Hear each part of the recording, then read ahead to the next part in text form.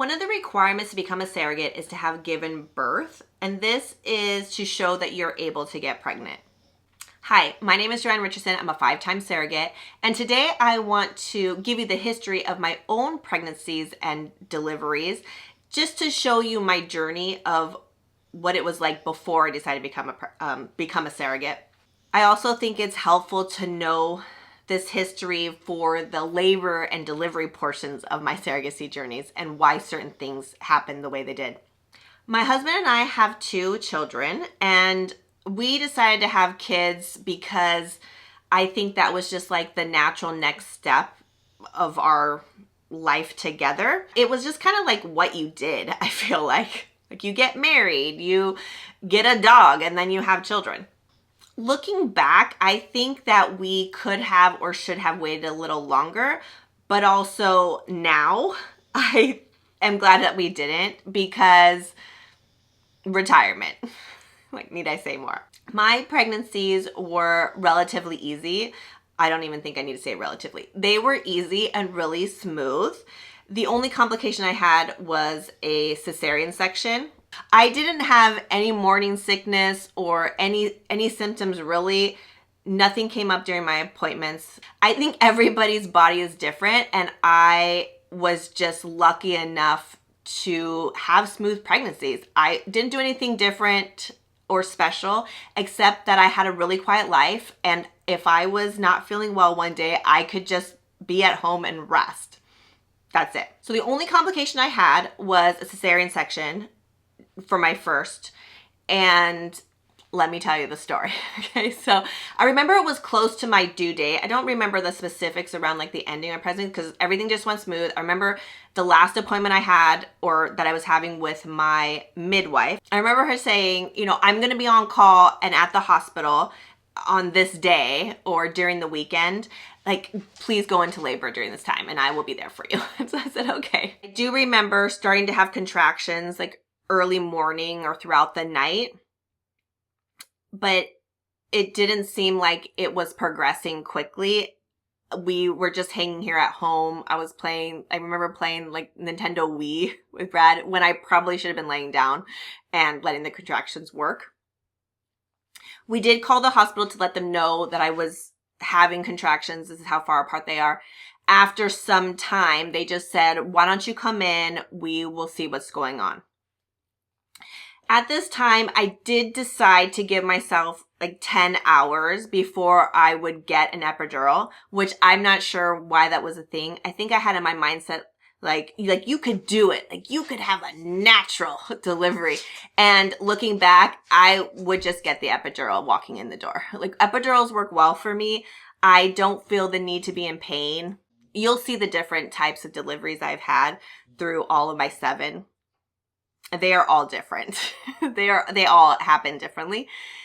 But after the 10-hour mark, that's the number I gave myself, I got an epidural and I felt amazing after that. I could rest. I could have a conversation. I started progressing. When I got to the time for the actual pushing, I wasn't making any progress. Then there was a conversation of we could try a vacuum or we could go for a cesarean. Also during this time, the baby's heart rate would decrease during contractions. So I decided right away just to go for the C-section because I knew this was a sure thing. And I'm really glad that I did, because we found out that the umbilical cord was wrapped around either his leg or just one of his limbs. And that's why they think he wasn't coming out. C-section went well. We stayed in the hospital for 3 hilarious nights. Then, you get home and you're just like, what now? What do we do now? Well, this baby got held a lot. I think this was the most tired I ever felt in any of my recoveries. Due to the C-section, my body was tired. We weren't doing things like we maybe should have been doing, which is don't hold your baby all day. Put the baby down to sleep. And so then I just recovered, but I don't know what else to say about this one. It was just a tiring C-section recovery. Our kids are 18 months apart, so I got pregnant 10 months after I delivered our first baby, and we were just gonna see what happens. Let's get off birth control and just see how it goes. Yeah. First time out, we were pregnant. This pregnancy was easy. I don't even remember any hard stuff except that I had a toddler to take care of. On the day before my due date, I went to acupuncture. I was having a bit of like backache, like some cramping. And after my acupuncture appointment, they started getting worse. And so I told Brad that night, I remember sitting at the table and saying, I think tonight's the night, which was not as great as it could have been because Brad was sick. He was sick. And so we decided, let's go to bed. At 9 o'clock, I started measuring my contractions, and I finally woke Brad up at 9:45 because they were really close together at this point. Now, I just remember Brad just not feeling the best. He wasn't feeling the best. He called the sitter to get her over because we had a baby or a toddler sleeping, and I think he called the hospital, letting them know that we were going to come in. As we were waiting for the sitter, I decided just to get in the car because I was in a lot of pain. I just felt like the contractions were coming so much faster this time. And I was just sitting in the passenger seat, like holding onto the handle, just thinking, what is taking him so long? And if I could, I would drive myself there. So I just remember too, like our washer and dryer is in the garage, and I could see Brad like zip over to the dryer, grab pants, and like zip back out. And I'm just like, can we go? So he gets in the car, starts the car up, and he says, Joe, you have no gas. And I'm just like, I just do not even care. Like, fix this problem for me. Okay, so we stop at the gas station. We get on the freeway, and he says to me, I know you're in labor, but I feel awful. I have to ask him like what his recollection of this is. We get to the hospital. It took us forever to get in, or what felt like forever, because I had to keep stopping during contractions, which were very close together. And I remember them doing construction at the hospital, and so somebody, like one of the workers there who was doing work, said that they would walk us to the elevator that would get us to labor and delivery. But it was so awkward because I had to keep stopping and leaning against the wall and breathing through these contractions. Now, I think I mentioned before that I had not prepared for the first labor and delivery.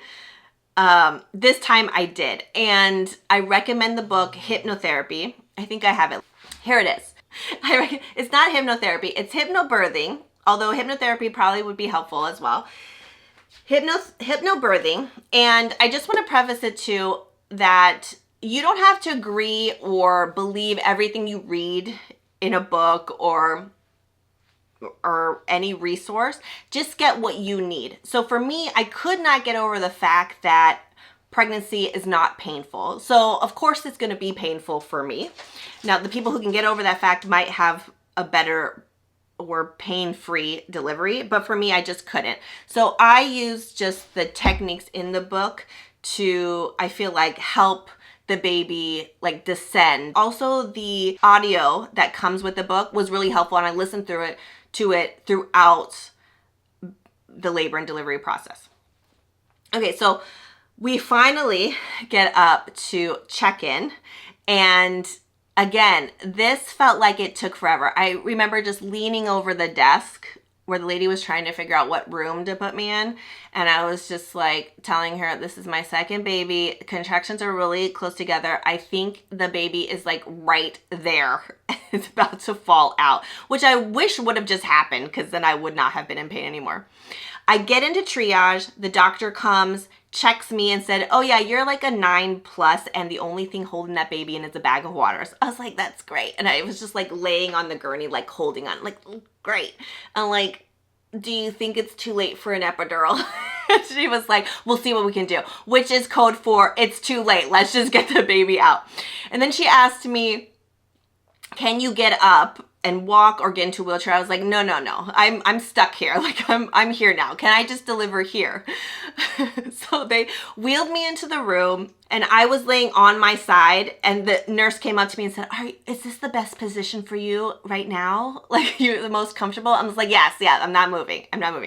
So they did everything they could to get prepared. I wasn't able to do like all the things that you do when you first get into the delivery room, which is like intake and a IV and all that stuff. They were just getting prepared to like catch the baby.